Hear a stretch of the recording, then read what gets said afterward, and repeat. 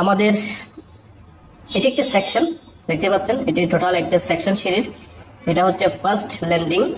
যদি চিন্তা করেন একটা সিঁড়ি যদি বিল্ডিং হাইটে 10 ফিট হয়, সেক্ষেত্রে ফার্স্ট ল্যান্ডিংটা 5 ফিটে হবে, পরেরটা 5 ফিটে গিয়ে ছাদে মিলবে। সো সেই জায়গা থেকে কিভাবে কাজটা করতে হয়, কিভাবে কাজটা করলে আপনার টোটালি জিনিসটাতে কোনো রকম ভুল ত্রুটি হবে না। প্রথমত আপনাদেরকে খেয়াল করতে হবে সিঁড়ির থ্রেড রাইজার নিয়ে চিন্তা করলে, যদি আমি এখানে স্ট্যান্ডার্ড মেজারমেন্টটা নিয়েছি 6 ইঞ্চি বাই 10 ইঞ্চি। এখানে আপনার রাইজার দেখতে পাচ্ছেন 6 ইঞ্চি এবং থ্রেড দেখতে পাচ্ছেন 10 ইঞ্চি। এটা হচ্ছে স্ট্যান্ডার্ড, ওই জিনিসটা আমি এখানে নিয়েছি।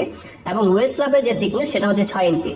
এখন মেইন বিষয় হচ্ছে যারা এই যে সিঁড়ির কাজ করে, সিঁড়ির কাজ করতে গেলে সবচাইতে ভুল হয় হচ্ছে এই যে ওয়েস্ট স্ল্যাবটা মিলানোর ক্ষেত্রে। ওয়েস্ট স্ল্যাব যখন আপনি মিলাতে যাবেন তখন হয়তো এখানে দেখা যাচ্ছে 6 ইঞ্চি, এখানেও 6 ইঞ্চিটা ফুল মিল আছে।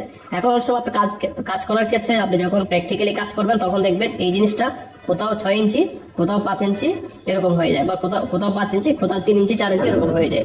এখন এটা মেলানোর যে মেকানিজম সেটা এখানেই আপনাকে বুঝতে হবে, কিভাবে এটা মিলাবেন, আপনি স্লোপটা কিভাবে মিলাবেন। এটার জন্য আপনাকে চিন্তা করতে হবে এই সিট আসলে কতটুকু মেজারমেন্ট নেওয়া হয়েছে। যেমন দেখা যাচ্ছে এটা 7 ফিট 6 ইঞ্চি, এগুলো প্রত্যেকটা 10 ইঞ্চি করে, এবং ওয়েস্ট স্ল্যাবের থিকনেসটা হচ্ছে 6 ইঞ্চি। এখন যে 6 ইঞ্চিটা মেলানোর জন্য আপনাকে যে ব্যাপারটা আপনাকে জানতে হবে সেটা হচ্ছে এই যে এটা ফার্স্ট ল্যান্ডিংটা হচ্ছে 4 ফিট। এখন এই 4 ফিটের যে স্লোপটা সেটা কোথায় মিলছে দেখেন, এটা মিলছে হচ্ছে 11.5 ইঞ্চি ভিতরে গিয়ে। ঠিক আছে, 11.5 ইঞ্চি ভিতরে গিয়ে আপনার স্লোপের যে কাটটা আপনাকে মারতে হবে সেটা এইভাবে মিলাইতে হবে।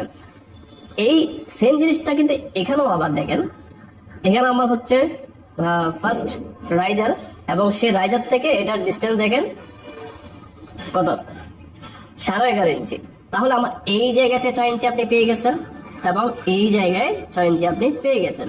তাহলে এখানে কোথাও আর ভুল ত্রুটি হওয়ার সম্ভাবনা থাকবে না, বা থিকনেস কমে যাওয়ার কোনো ধরনের কোনো প্রবণতা থাকবে না। পাশাপাশি আমরা কিন্তু আপনাদেরকে যে বিষয়গুলো বলে থাকি সাইটে গেলে, যে আপনি যে শাটারটা করছেন সেটা অ্যাকুরেট রেজাল্ট আছে কিনা সেটা কিভাবে পাবেন।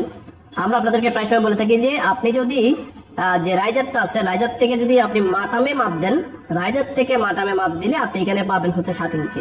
ঠিক আছে, রাইজার থেকে মাটামে মাপ দিলে এই রাইজারটা সোজা আসছে, এটা মাটামে আসছে, তখন আপনি এখানে 7 ইঞ্চি পাবেন।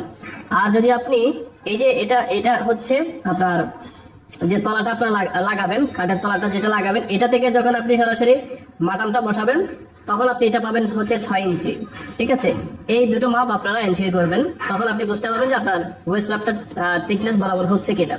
রাইজার হাইট কিন্তু অনেক সময় বড় ছোট হয়, রাইজার হাইট বড় ছোট হয়, এইগুলো 6 ইঞ্চি থাকে, 5 ইঞ্চি থাকে, 5.5 ইঞ্চি থাকে। সো এটা ব্যাপার না, বাট আপনাকে এই জিনিসটা খুব সুন্দরভাবে এবং কেয়ারফুলি আপনাদেরকে মিলাইতে হবে, এবং মিলানোর জন্য এই যে মেজারমেন্ট গুলো আপনাকে বুঝতে হবে যে কোথায় গিয়ে মিলতেছে। এখন আমি যদি কোনো ক্রমে এখান থেকে যদি আমি 1 ইঞ্চি সরাই দিই, এই মেজারমেন্টটা যদি আমি 1 ইঞ্চি সরাই দিই, এখানে আছে কত 11.5 ইঞ্চি, 11.5 ইঞ্চি যদি আমি এখানে 10 ইঞ্চি করে দিই বা 10.5 করি, এটা কিন্তু হয়ে যাবে 5 ইঞ্চি, এটা 1 ইঞ্চি কমে যাবে। আবার এখানে থাকবে 6 ইঞ্চি, এই জায়গায় 6 ইঞ্চি থাকবে, গ্রাজুয়ালি এটা আস্তে আস্তে কমে যাবে। সো সেই জায়গা থেকে আপনাদেরকে যেটা খেয়াল করতে হবে যে আপনার স্লোপটা কিভাবে মেনটেন করবেন। যেমন এটা হচ্ছে ফার্স্ট পয়েন্ট, এখানে 5 ফিট উঠতেছে, আর 10 ইঞ্চি 6 ইঞ্চি করে হচ্ছে ট্রাইজার গুলো আছে, এবং এটা ওয়েস্ট স্ল্যাবটা হচ্ছে 6 ইঞ্চি, এবং এখানে প্রপারলি প্রত্যেকটা মেজারমেন্ট বরাবর আছে। এখন এইভাবে যদি আপনি কাজ করতে পারেন, আপনি যখন সিঁড়ির কাজ করবেন বা শাটারের কাজ করবেন, তখন যদি আপনি এই ব্যাপারটাকে ফলো করতে পারেন, তখন আপনার সিঁড়িতে কখনো কোনোভাবে ভুল হবে না, কখনো কোনোভাবে আপনার সিঁড়িতে ভুল হবে না। আশা করি বুঝতে পারছেন, ভিডিওটা একটু লং হয়ে গেছে। সো যদি আপনারা এই বিষয়টা খেয়াল করতে পারেন বা মাথায় রাখতে পারেন, সেক্ষেত্রে আর কখনো আপনাদের ভুল হওয়ার সম্ভাবনা থাকবে না। আশা করি বুঝতে পারছেন। ধন্যবাদ সবাইকে, আসসালামু আলাইকুম।